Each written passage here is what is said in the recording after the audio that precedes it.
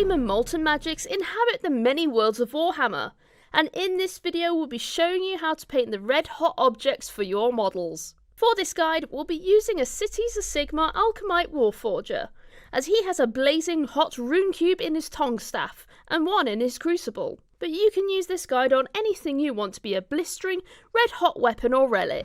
The paints we'll be using are on the screen right now. We also have an additional list of equipment we've used, but you can use whatever brushes you feel most comfortable with. If you're new to painting or want to brush up on your skills, you can check out the Citadel Colour Painting Essentials videos to learn all about paints and painting techniques.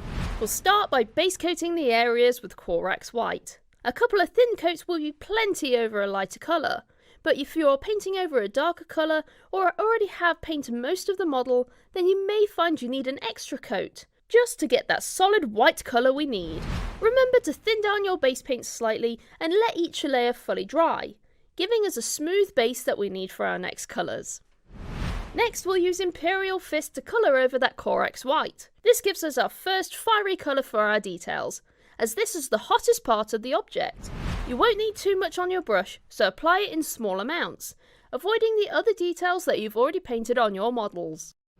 After that first contrast is dry, we'll apply a smaller amount of Blood Angel's Red, leaving some of that Imperial Fist showing towards the runic markings, working towards the outside, as this is where it would start to cool down. Remember to also paint the inner crucible too, towards the bottom of the pot. Add the paint in small amounts, as you can always add more layers. By now you should have an object with a yellow centre naturally blending into the darker red shell. Then we'll use the smallest amount of Cygor brown towards the outer edges of the object. This acts as the coldest part of the object, so avoid these areas that we've kept in Imperial Fist and Blood Angel's Red. We can also use this to paint the cooler part of the crucible. If you accidentally get the darker colours onto the brighter yellow core, we can always use Corax White to cover over, then apply the last three colours in order to get back to this stage.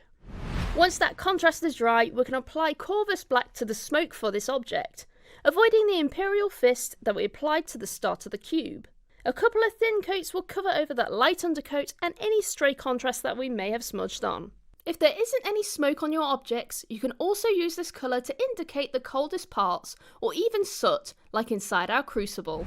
Looking at photos of blacksmithing can really help you get an idea where it sits.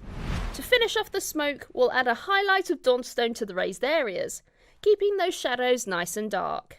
You can get a nice point to your brush by rolling it onto the palette, and this also helps control how much paint you have on your brush too. You can either use the tip of the brush or the side, so you hit the tops of the smoke plumes.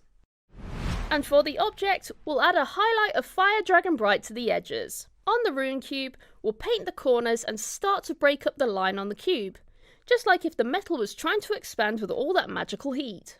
If you think you've applied too much, you can always use Cygor brown and dot it back into the line, creating those little breaks. And there we are! Your Alchemite Warforger has its rune cube so scorching it burns hotter than Axia itself. For more tutorials, tips and tricks, check out citadelcolour.com or head to your local Warhammer store where our amazing staff will be happy to help you. Well, we hope you enjoyed this video and we'll see you next time. Bye bye!